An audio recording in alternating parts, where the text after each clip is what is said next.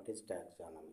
What is taxonomy? వర్గీకరణ శాస్త్రం అనగా naming, the science of identifying, naming and classifying organisms.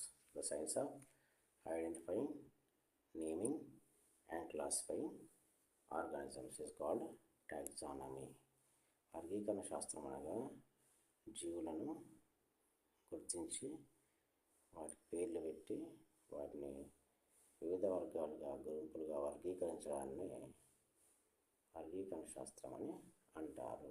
జీవులను గుర్తించి వాటికి సరైన పేర్లు పెట్టి అదేవిధంగా జీవులను వివిధ గుంపులుగా వర్గీకరించేటువంటి శాస్త్రం యొక్క భాగమే, జీవశాస్త్రం యొక్క భాగమే వర్గీకరణ శాస్త్రము.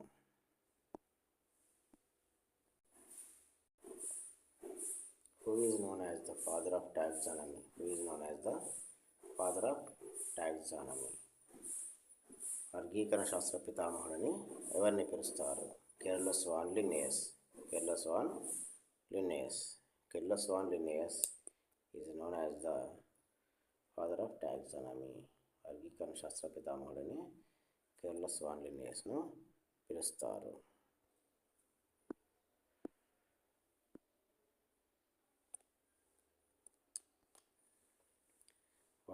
What is binomial nomenclature? What is binomial nomenclature? ద్వినామీకరణ విధానం అనగానేమి? ద్వినామీకరణ విధానము అనగానేమి? A two-part scientific naming system given by Linnaeus. A two-part scientific naming system given by Linnaeus.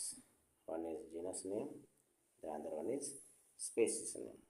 The other one is species name.